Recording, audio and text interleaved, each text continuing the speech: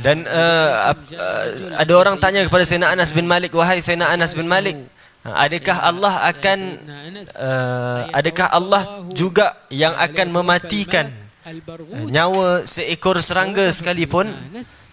Sayyidina Anas bin Malik mengatakan, ya, bahkan setiap yang bernyawa yang mematikan mereka itu adalah Allah.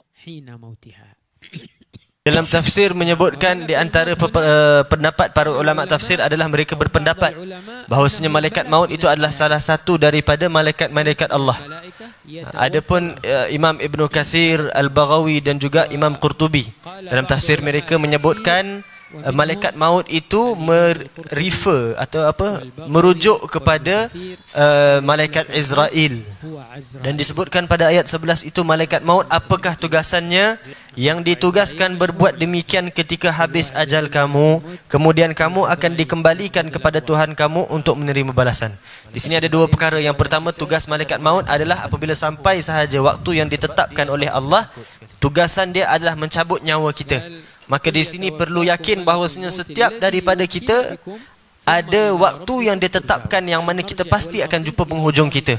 Setiap yang berjamaah pasti akan jumpa pada penghujung hayatnya. Dan yang kedua, di penghujung ayat tu Allah sebut, apabila dah mati di dunia, bangkit di akhirat, pasti semua akan bangkit dan pasti akan berhimpun semuanya untuk.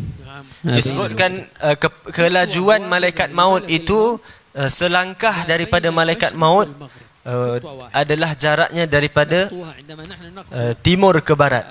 Satu langkah sahaja boleh cover terus timur ke barat. Dan dalam riwayat yang lain disebutkan malaikat maut itu Allah beri keistimewaan kepadanya, diletakkan semua nyawa-nyawa yang ada daripada makhluk-makhluk Allah di hadapannya seperti dalam satu bekas, ataupun disebutkan atas telapak tangannya.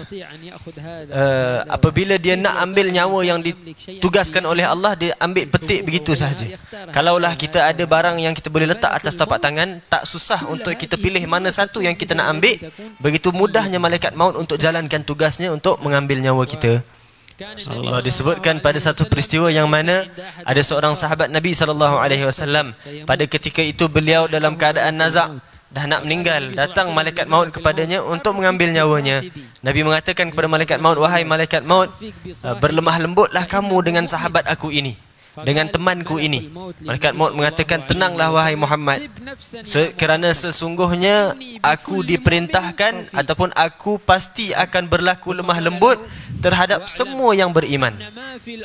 Dan kemudian malaikat maut mengatakan kepada Nabi SAW, dan ketahuilah bahawasanya aku ini setiap hari, setiap rumah yang ada, aku akan menjenguk dan memberi salam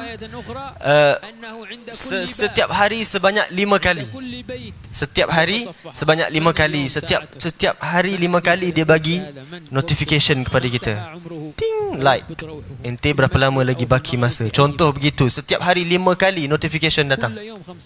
Dan malaikat maut mengatakan, dan ketahuilah kalaulah aku ini mampu untuk mencabut nyawa seekor lalat sekalipun, tidak mampu sama sekali untuk aku cabut nyawa seekor lalat itu, melainkan kemampuan dan izin semua datang daripada Allah. Dan disebutkan yang mana dalam riwayat lain disebutkan malaikat maut datang setiap hari menjenguk kita 5 kali. Disebutkan 5 kali itu adalah setiap kali waktu solat.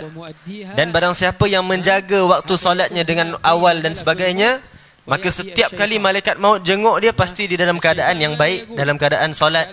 Dan disebutkan mereka yang menjaga akan solat-solat mereka ini akan jauh daripadanya syaitan. Dan setiap kali malaikat maut datang kepadanya, dia akan menyebut la ilaha illallah Muhammadur Rasulullah. Yulagginu la ilaha illallah. Yulagginu. Ajib. Dan setiap kali malaikat maut datang, syaitan akan pergi jauh daripada dia sebab dia tengah dalam keadaan baik solat.